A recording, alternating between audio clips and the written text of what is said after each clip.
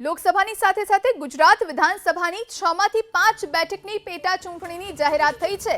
જો કે એક બેઠક એટલે કે વિસાવદરની બેઠકની પેટા ચૂંટણીની કેન્દ્રીય ચૂંટણી પંચે જાહેરાત કરી નથી। વિધાનસભાની ખાલી પડેલી પોરબંદર, માણાવદર, વિજાપુર, ખંભાત અને વાઘોડિયા વિધાનસભા બેઠકો પર 7મી મે પેટા ચૂંટણી યોજાશે। જો કે વિસાવદર બેઠકની પેટા ચૂંટણીને લઈ ગુજરાતમાં ચૂંટણી પંચે સ્પષ્ટતા કરી છે કે કોર્ટ મેટર ચાલતી હોવાના કારણે વિસાવદર બેઠક પર પેટા ચૂંટણી જાહેર કરાઈ નથી।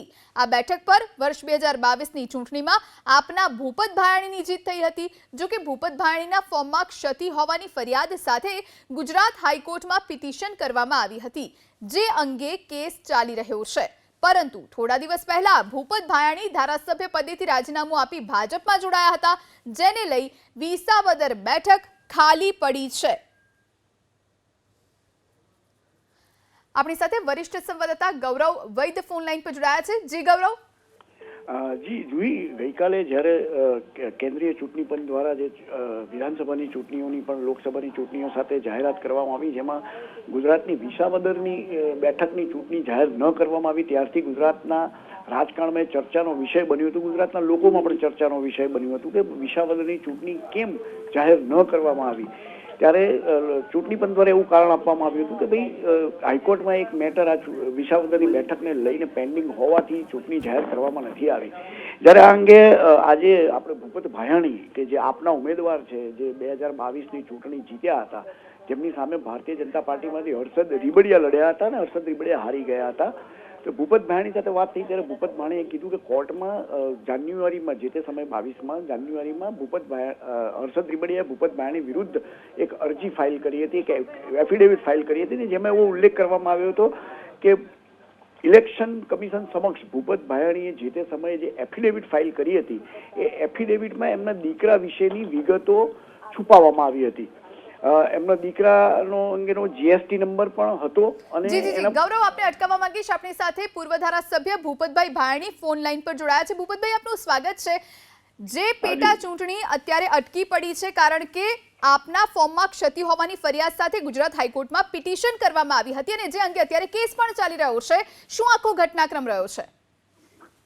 જે તે વખતે મારા સોગંદનામામાં એડવોકેટની સલાહ મુજબ મારા દીકરાનું જીએસટી નંબર અને એના નામે બાઇક હતું, તો એ બાઇક દર્શાવવાની જરૂર નથી એવું એડવોકેટે મને કીધું।